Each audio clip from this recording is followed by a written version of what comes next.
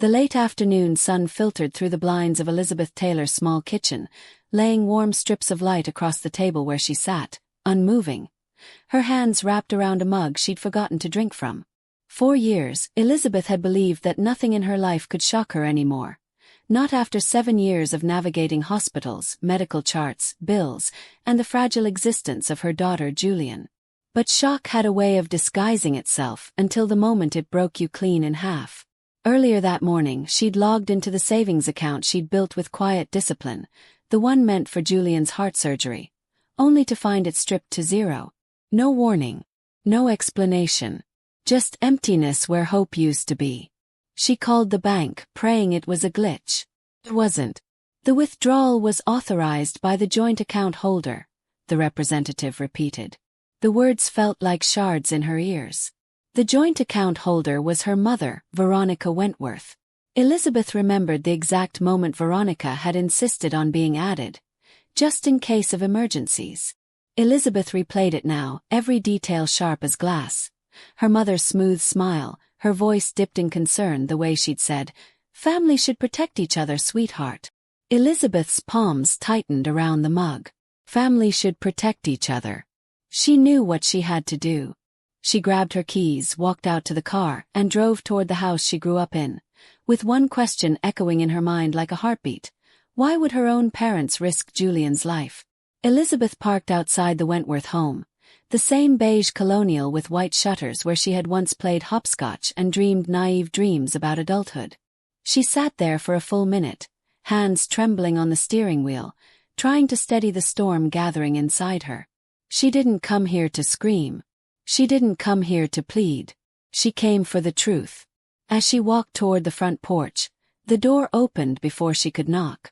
Veronica stood there, well-dressed as always, a silk scarf around her neck, her smile bright and breezy, as if Elizabeth had arrived for brunch. "Oh, Lizzie. You're early," Veronica chirped. "Come in, dear." But Elizabeth didn't step inside. Her voice came out calm, almost too calm. "What happened to the money?" Veronica blinked once, then waved a dismissive hand. "Oh, that. We needed it." Elizabeth's heart dropped. "We?" Veronica leaned on the doorway, unfazed. "Your sister, Kelly. Weddings are expensive these days, darling. You understand." Elizabeth didn't move. That money was for Julian's heart surgery. Veronica shrugged lightly, as if talking about a weather forecast. "She'll be fine. Kids bounce back. This wedding is once in a lifetime." Something fractured inside Elizabeth. Silent, irreversible. "Thank you again for helping Kelly," Veronica added, as if Elizabeth had willingly donated her daughter's lifeline. That was when Elizabeth asked the question she already knew the answer to. "Why wasn't I invited to the wedding?" Veronica didn't even pretend to feel sorry. Limited space. "And honestly, Lizzie, you always bring things down with all your medical talk." Her mother turned away, humming as she walked back inside. Elizabeth remained on the porch, staring at the closed door, realizing with chilling clarity that she'd just been cut out of her own family. Elizabeth walked back to her car, each step feeling heavy, like she was dragging the weight of a decade behind her. She sat down and closed the door, letting the silence swallow her. Her breathing was steady, but only because her body didn't know whether to cry or break something. Instead, she did neither. She turned the key, drove home, and prepared lunch for Julian as if the ground beneath her feet hadn't split open. That night, after putting Julian to bed, she opened her phone to scroll through social media, hoping for distraction. But Kelly's name had disappeared. She checked again. Block. No explanation. No message. Not even a cowardly excuse. Elizabeth stared at the screen, realizing she hadn't been written out today. She'd been erased long before. 2 days later, the truth carved itself deeper. Julian struggled to catch her breath climbing the stairs. Elizabeth carried her daughter, feeling how light she'd become, how fragile the rise and fall of her chest sounded. She sat on the edge of Julian's bed long after the child fell asleep. In the dim light, Elizabeth traced the curve of her daughter's cheek with trembling fingers. This is who they stole from, she thought. Not her, Julian. A child who hadn't harmed anyone. A child whose heart needed saving. That was when Elizabeth stopped looking for apologies that would never come. She understood something painful and freeing all at once. Her parents had made their choice, and Kelly had accepted it. If Elizabeth wanted to protect her daughter, she could no longer rely on the family she was born into. She had to rely on truth. The next morning, Elizabeth sat in her car outside the hospital where she worked long shifts. She stared at the steering wheel, breathing slowly, allowing herself, for the first time, to think without emotion. The account was drained legally. Her mother hadn't stolen it in the eyes of the law. She had simply used her status as joint account holder. Yelling wouldn't change anything. Begging wouldn't restore the funds. She needed another path. That was when a memory surfaced. One she hadn't thought about in years.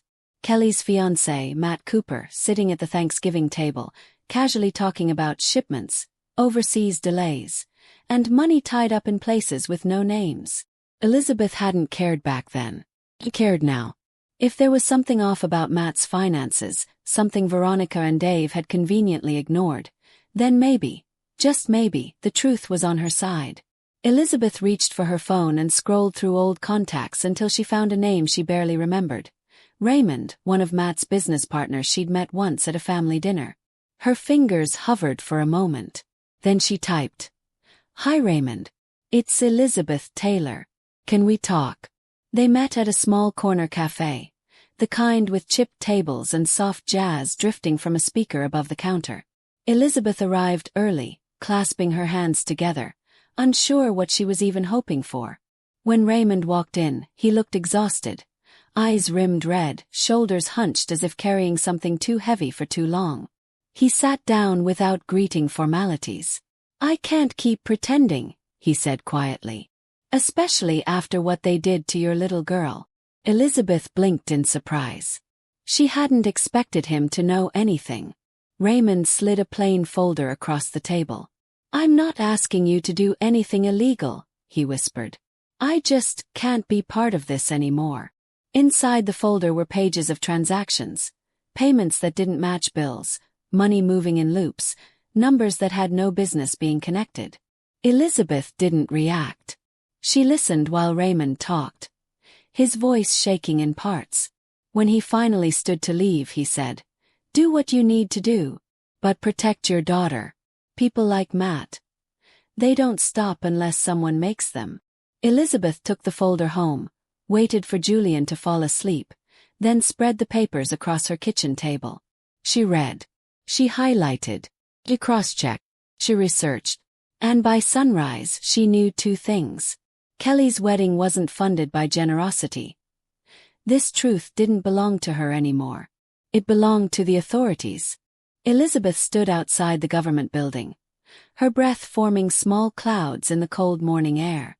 She held the folder Raymond had given her pressed tightly against her chest. It wasn't fear that made her heart thud. It was clarity. For years, she had tried to be the daughter Veronica expected. Quiet, obedient, grateful for crumbs disguised as affection. But this wasn't about childhood dynamics anymore. This was about Julian's life. Inside the building, the fluorescent lights buzzed softly as she walked down the hallway toward the department that handled financial crimes. She explained everything to the officer who greeted her. The drained account, the suspicious transactions, and the timeline. She expected doubt. She expected skepticism. Instead, they listened. They asked for dates, bank statements, and the digital trail she had printed. They took copies of everything, asking careful, pointed questions that showed they recognized a pattern forming. When they finally stood, offering their thanks for her cooperation, Elizabeth felt something loosen in her chest. Not victory. Not satisfaction. Just a steady, grounded sense of movement, as though wheels had begun turning that no one could stop.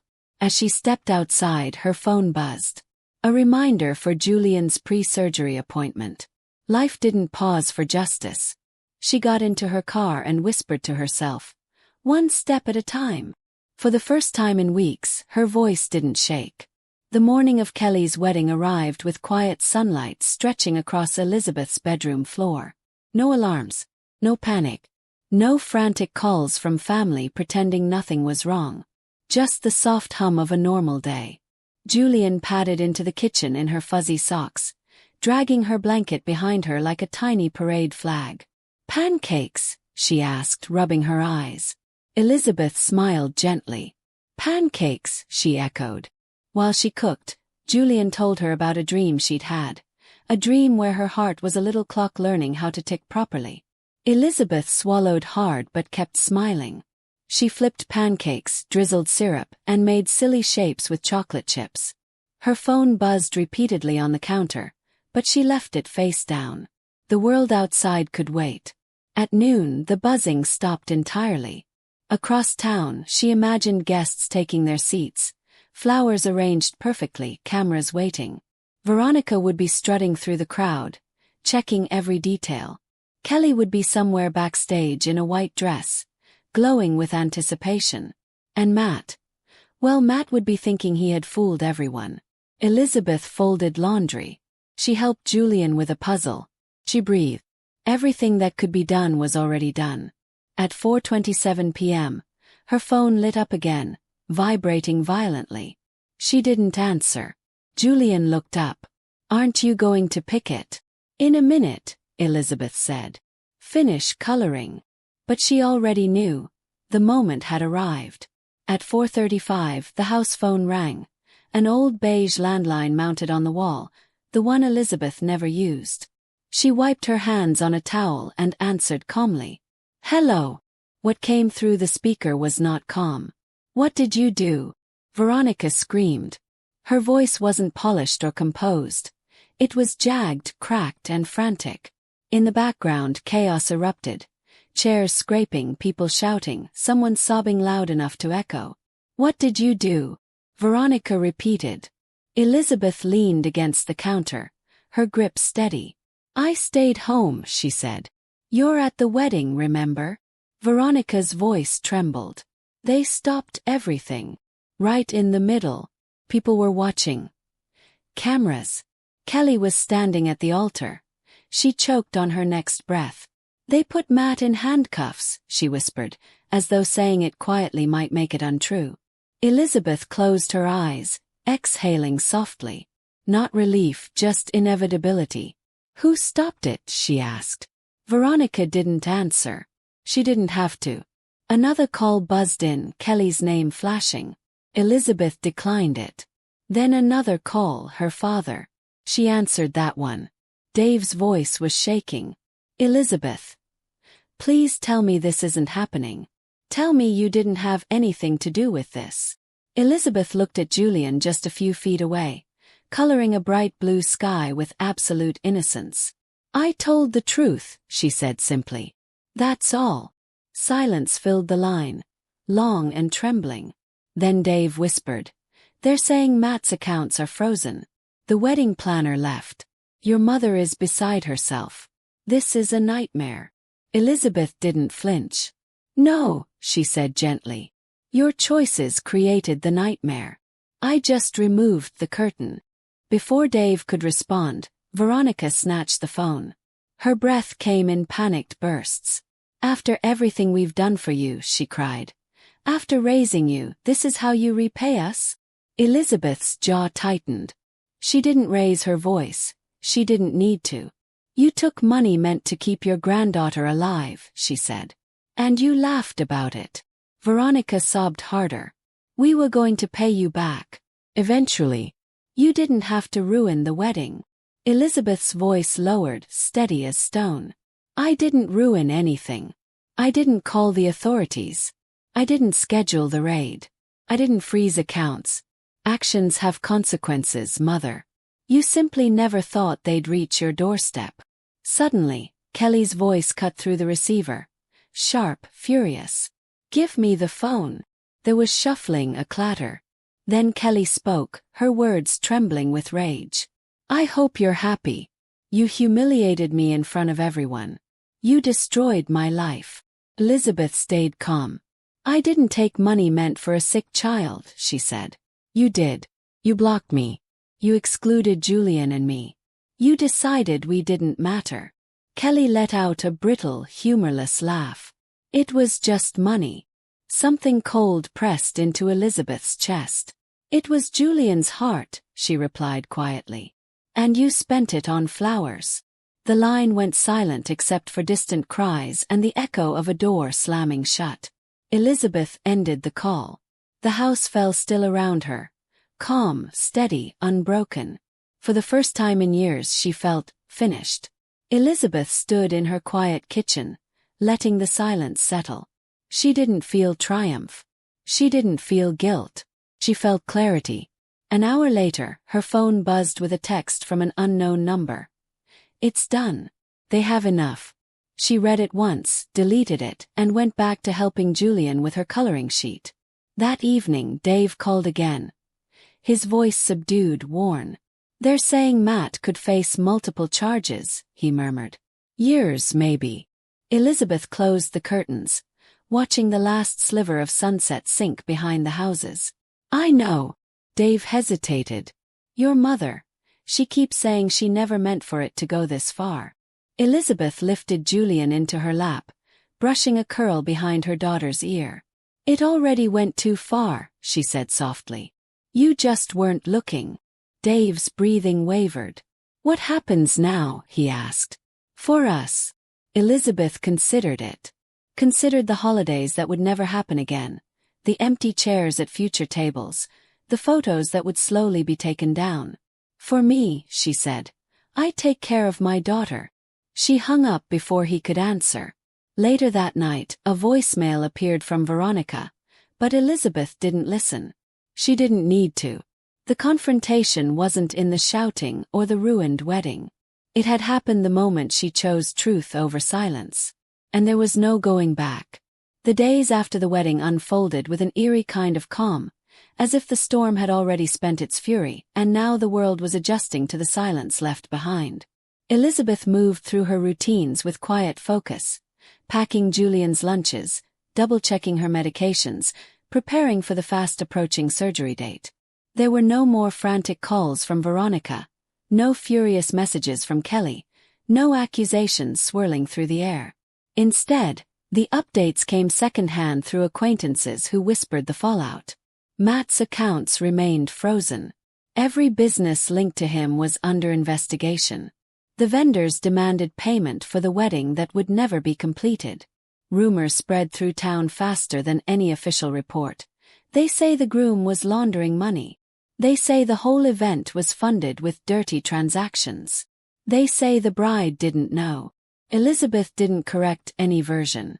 Every truth carried its own weight, and this one no longer belonged to her. For the first time in years she felt an absence, not of love but of noise. The absence of Veronica's constant judgment. The absence of Kelly's entitled demands. The absence of pretending. One evening, as she sat with Julian watching a nature documentary, a soft knock rapped at the door. Elizabeth opened it to find her father standing there, shoulders slumped, a grief she didn't recognize sitting heavily in his eyes. I just wanted to see you, Dave said. No accusations. No excuses. Just a tired man standing in the wreckage of choices he hadn't stopped soon enough. Elizabeth stepped aside. Come in, she said. It didn't erase what happened, but it acknowledged something new. Beginning. Or perhaps an ending that didn't have to burn everything down. Dave stood awkwardly in the small living room. His hands clasped in front of him like a schoolboy waiting to be scolded. Julian peeked from behind the couch, her wide eyes recognizing her grandfather but unsure of what this moment meant. Dave offered a shaky smile. Hey, sweetheart. Julian waved shyly before returning to her coloring. Elizabeth crossed her arms, not defensive, just steady. Why are you here, Dad? He hesitated, then the truth cracked open. Because I should have stopped your mother. I should have told her no. I should have protected you. His voice shook, deep with guilt. I didn't. And I'm sorry. Truly. Elizabeth's jaw tightened. She had imagined this moment in 100 different ways. Anger, shouting, tears. But in reality, it felt oddly simple. Dad. You watched it happen, she said quietly. You watched her add herself to the account. You watched her talk about the wedding. You watched her dismiss Julian's surgery. And you said nothing. Dave squeezed his eyes shut. I've been silent my whole life, Lizzie. Silent to keep the peace. Silent to avoid setting your mother off. Silent because I thought it was easier. He opened his eyes raw. But silence is just another form of harm. Elizabeth looked at him for a long moment. Behind him, Julian hummed as she drew. Life went on, even while truths unraveled. What do you want from me, Dad? She asked. Dave lowered his head. A chance to make things right. Even if it's small. Even if it's late. Elizabeth exhaled slowly, feeling the weight of years shifting. Start by being here for Julian, she said. Not for me, for her. Dave nodded, relief and sorrow mixing in equal measure. I can do that, he whispered. The following week became a quiet march toward Julian's surgery date. Appointments filled Elizabeth's calendar. Pre-op tests, consultations, phone calls with specialists. Each time Julian climbed onto an exam table, clutching Elizabeth's hand, the same question lingered in her eyes. Will it hurt? And each time Elizabeth answered honestly. A little. But it will help your heart beat stronger. Julian would nod bravely, though fear flickered in her lashes.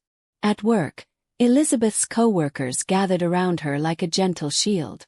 A fundraiser spread through the hospital staff.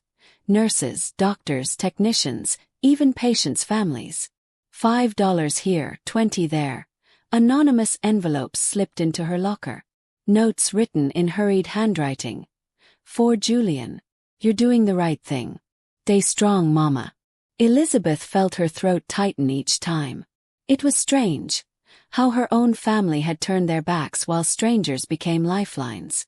One afternoon, as she was stocking medical supplies, her phone buzzed with a notification. The fundraiser had nearly reached the target amount. She leaned her forehead against the cabinet door and inhaled deeply. Relief didn't crash over her. It eased in slowly, warm and steady.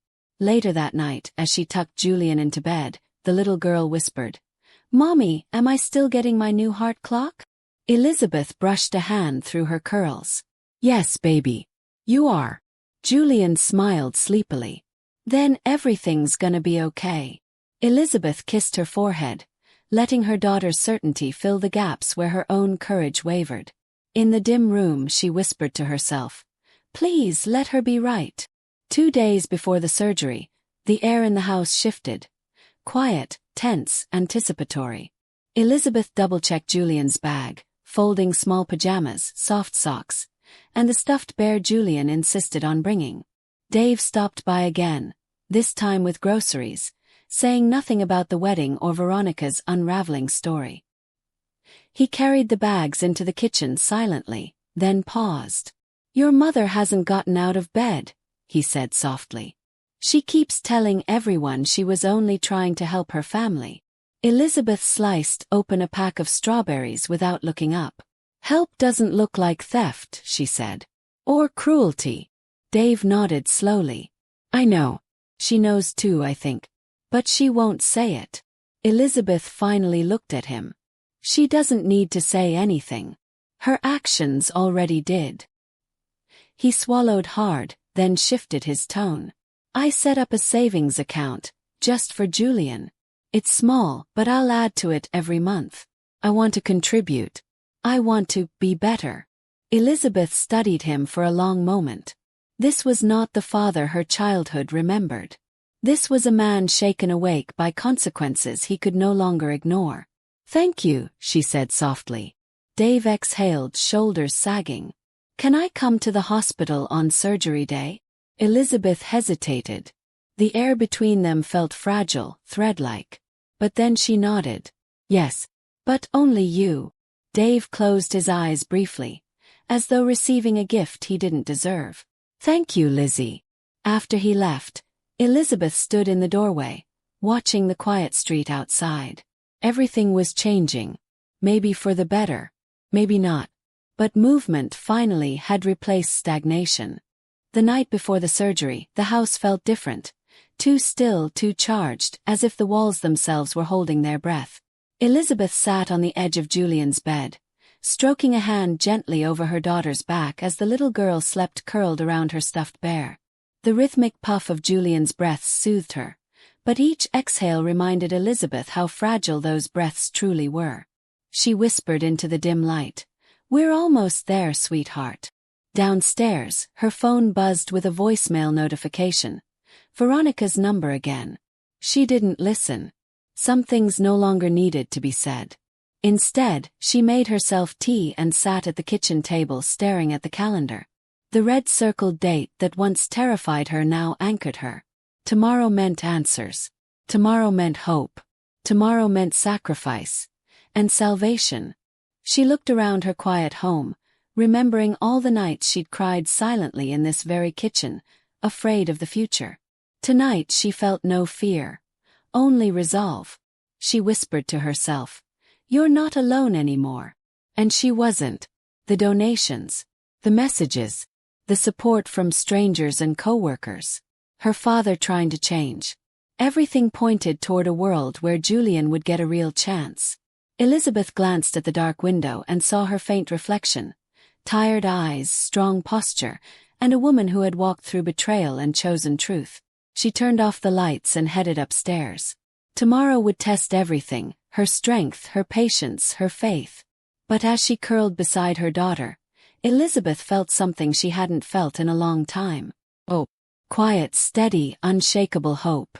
The morning of the surgery began before dawn, when the sky was still a deep blue, quiet and expectant. Elizabeth woke to the soft rustle of Julian shifting in her sleep, as if her little body sensed something important was coming. She rose quietly, padded into the kitchen, and brewed coffee she barely tasted. Every movement felt rehearsed, controlled, like her body had stepped into a role it had been preparing for years. At 5:45 a.m., she gently woke Julian. "Good morning, baby," she whispered. Julian blinked sleepily, then smiled when she remembered. "Is today my heart day?" she asked.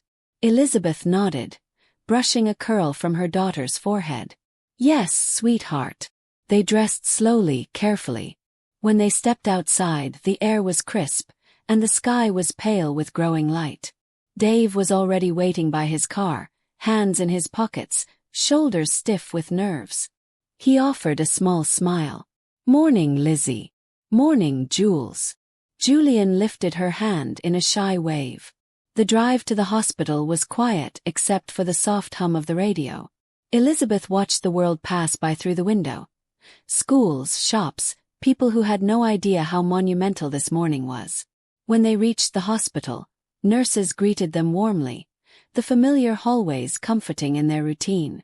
As they checked in, a doctor approached with a reassuring smile. "We're ready for her. She's in good hands." Elizabeth nodded, swallowing the lump in her throat.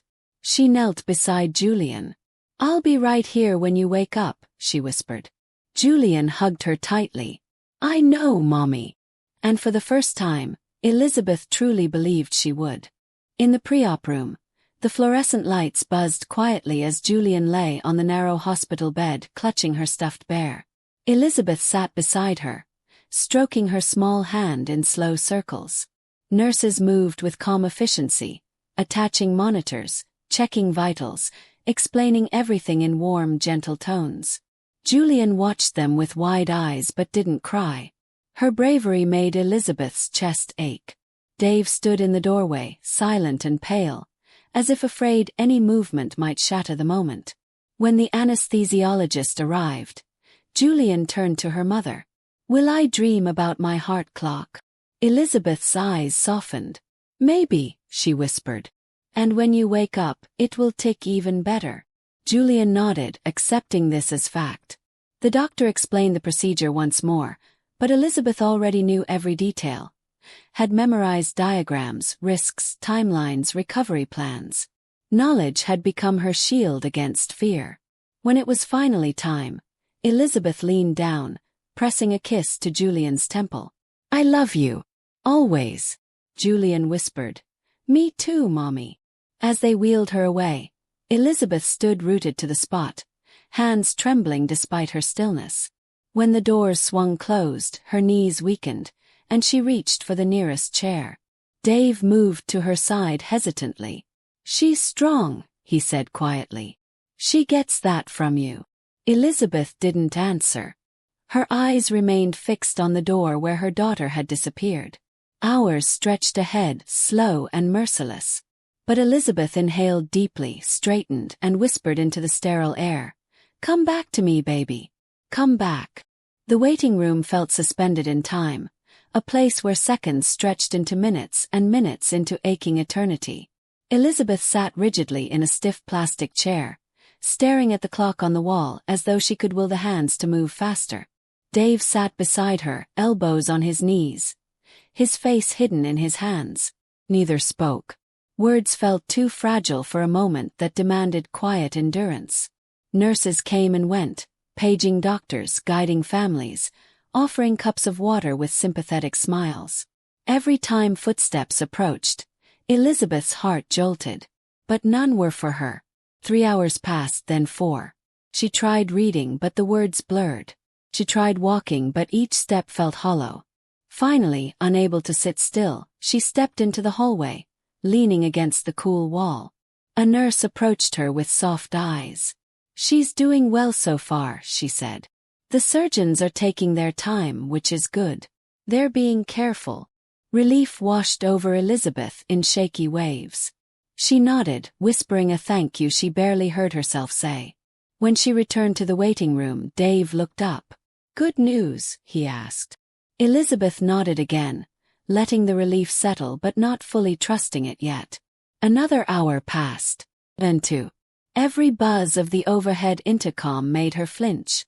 At last, the doors swung open and the surgeon stepped out, removing his cap. Elizabeth's breath caught. He approached slowly, his expression calm, steady. "She made it through the surgery," he said. "It was successful." The world tilted, light, dizzying. Elizabeth pressed a hand to her mouth as tears filled her eyes, warm and overwhelming.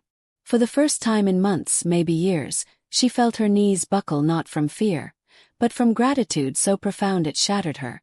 Elizabeth followed the surgeon down the hallway, each step surreal, as though she were walking through a dream she'd been afraid to imagine. When they entered the recovery room, she froze at the doorway. There on the bed, surrounded by soft beeping machines and gentle light, was Julian, small, fragile but alive. A bandage covered her chest, and wires trailed across her body, but her face looked peaceful, as if she had simply fallen into a deep sleep. Elizabeth approached slowly, afraid to breathe too deeply, afraid to break the sacred quiet of the moment. When she reached the bedside, she brushed a strand of hair from Julian's forehead. "Hey, baby," she whispered. "Mommy's here." A nurse adjusted the 4. "She'll be groggy when she wakes," she explained softly. "But everything looks good." Elizabeth nodded, tears streaming freely now, no longer held back by pride or fatigue or fear. Dave stepped into the room behind her, his voice barely a whisper. "She looks so much stronger already." Elizabeth didn't respond. She couldn't. She simply held her daughter's hand and let the relief crash through her like a tidal wave. In that moment, nothing else mattered. Not the wedding. Not the betrayal. Not the chaos that had torn her family apart. All that mattered was this, her daughter breathing steadily, her tiny heart beating with a new, hopeful rhythm. Elizabeth rested her head on the edge of the bed and closed her eyes. She had fought a war no mother should ever fight. And today, she had won the only battle that mattered. Julian opened her eyes for the first time late that evening, blinking slowly as if waking from the deepest sleep of her life. Elizabeth straightened instantly, brushing away tears. "Hi, sweetheart," she whispered. Julian's voice was faint. "Mommy, my heart feels different." Elizabeth smiled softly. "It's stronger now. It's learning how to tick just right." Julian squeezed her hand weakly. "Did I do good?" "You did amazing," Elizabeth whispered, kissing her small knuckles. Over the next few days, Julian grew steadily stronger. Nurses came in and out, checking monitors, adjusting medications, praising her bravery. Dave visited every afternoon, bringing coloring books and small toys, trying to make up for years of silence in quiet, steady gestures. Elizabeth let him. She didn't forgive everything, not yet, but she allowed space for growth, for repair. Veronica, however, never came. Not once. Elizabeth didn't expect her to. The fall from the pedestal of self-righteousness was often steep, and Veronica was not a woman who knew how to climb back up with humility. Kelly didn't call either. Not to apologize, not to ask about Julian, not even to pretend concern. The silence was loud, but Elizabeth had already stopped listening for their voices. She focused on Julian, her strength, her recovery, her future. The horizon felt different now.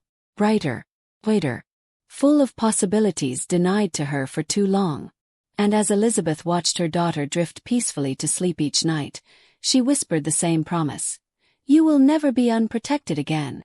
When Julian was discharged 2 weeks later, Elizabeth carried her daughter into their home, the weight light but full of meaning.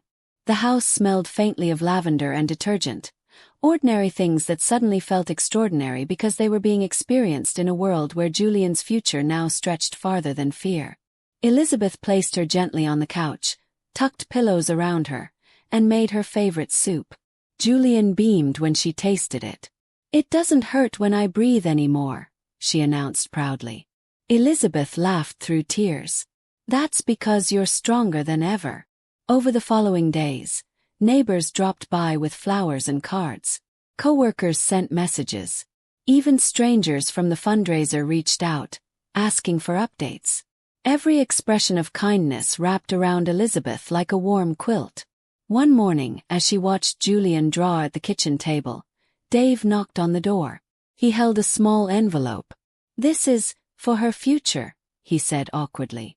Inside were documents, confirmation of a savings account he'd opened in Julian's name.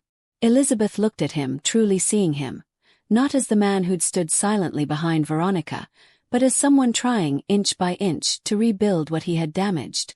"Thank you," she said softly. Dave nodded, eyes misting. "I can't change the past, Lizzie. But I can love her better now." Elizabeth accepted that, not as redemption but as progress. And sometimes progress was enough.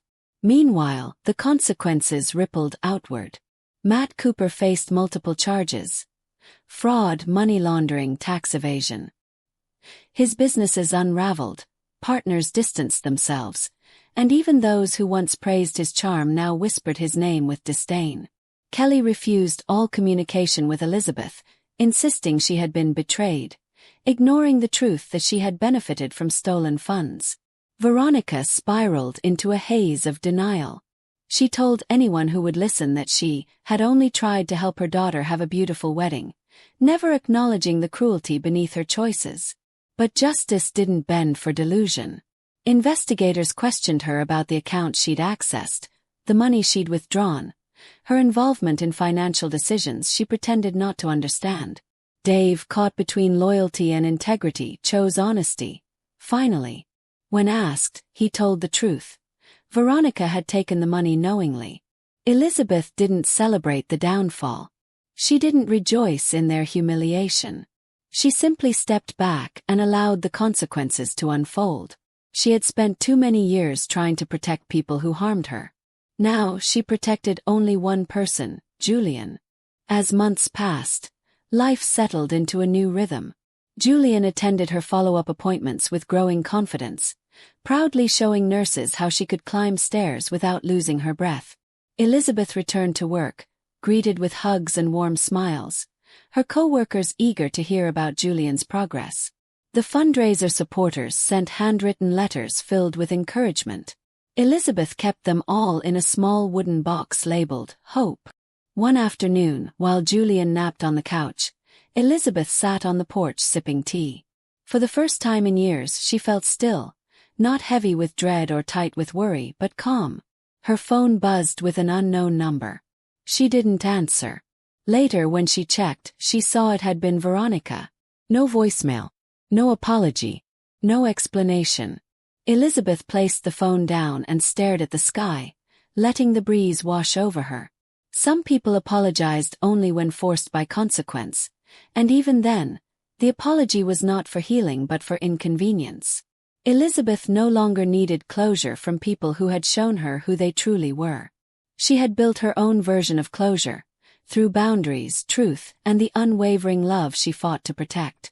One evening, as Julian colored in her newest sketchbook, she looked up and asked a question so pure it nearly brought Elizabeth to tears. "Mommy, why don't we see Grandma and Aunt Kelly anymore?" Elizabeth took a slow breath, sitting beside her.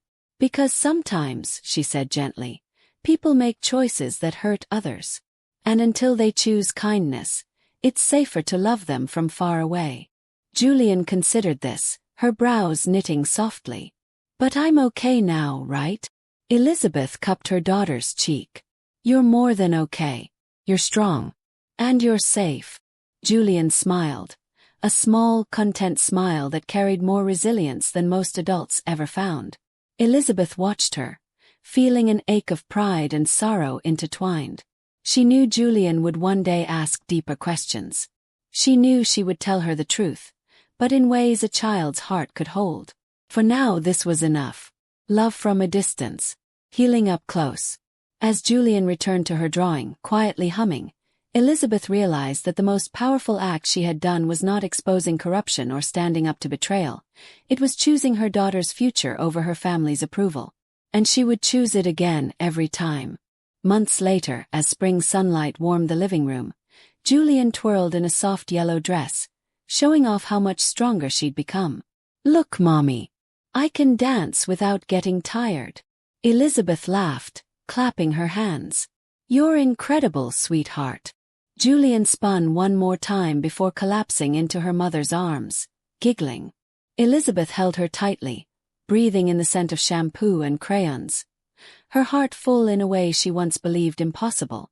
She thought back to the zeroed-out bank account, the betrayal wrapped in a mother's smile, the wedding that had shattered under the weight of hidden crimes.